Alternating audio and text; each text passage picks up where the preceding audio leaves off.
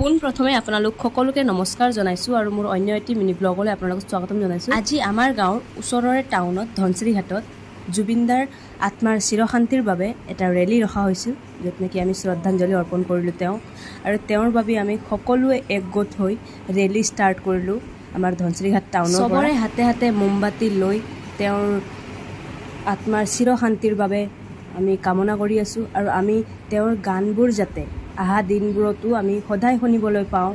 তেওঁ নাথাকিলেও আমাৰ মাজত, আমাৰ মনত সদায় জীয়াই থাকিব। জুবিন দা, তোমাৰ বাবে আমাৰ গোটেই অসম কান্দি আছে, তোমাৰ কাৰণে আমাৰ গোটেই অসম কান্দি আছে।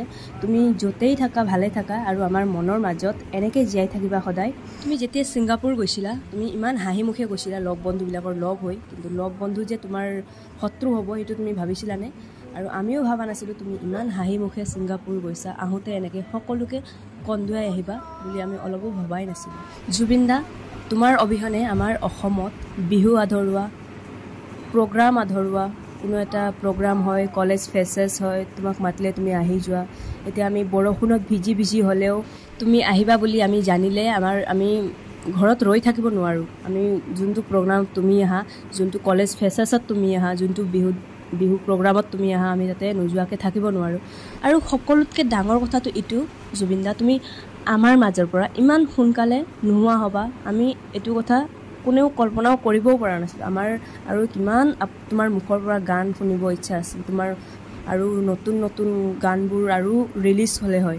তুমি যে আমাৰ মাজত নাই, আমি যে তোমাৰ আত্মাৰ শান্তিৰ বাবে এনেকৈ ৰেলী কৰি আছোঁ, মানে মানি ল'ব পৰা নাই, কোনেও মনত মানি ল'ব পৰা নাই। সৰু পোৱালিৰ পৰা ডাঙৰলৈ যিমান বয়সীয়াল আমাৰ আছে, ককা আইতা, সেই কেইজন আইতাবিলাকো আমাৰ মানে ভাবিব পৰা নাই তুমি যে আমাৰ মাজত নাই। তোমাৰ কাৰণে যে আমি তোমাৰ আত্মাৰ চিৰশান্তিৰ বাবে যে আমি এনেকৈ ৰেলী কৰি আছোঁ, এতিয়াও মানে বিশ্বাস হোৱা নাই।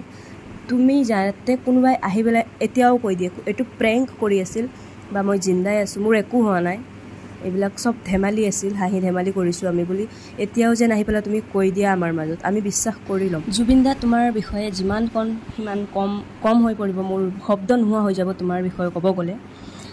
এতিয়া এইটোৱে ক'ম যে তোমাৰ প্ৰতিভা আমাৰ সম্পদ, তোমাৰ সৃষ্টি আমাৰ সম্পদ, তোমাৰ গান আমাৰ সম্পদ। তোমাৰ গানে বহু দিনলৈ অসমীয়াক আলোড়িত কৰি ৰাখিব। তোমাৰ গানে আমাক বহু দিনলৈ প্ৰেৰণা যোগাব, আৰু তুমি আমাৰ অসমীয়া জাতিৰ বাবে সদায় সাহস হৈ থাকিবা। তুমি মানুহৰ সুখ দুখৰ প্ৰতিফলন সদায় এনেকৈ হৈ ৰৈ থাকিবা, আৰু তোমাৰ গান যাতে আমি চিৰদিনলৈ শুনিব পাই থাকোঁ। জুবিন দা, তোমাৰ আত্মাৰ চিৰশান্তিৰ কামনা কৰি তোমাক শ্ৰদ্ধাঞ্জলি জনালোঁ। জয় জুবিন দা, জয়।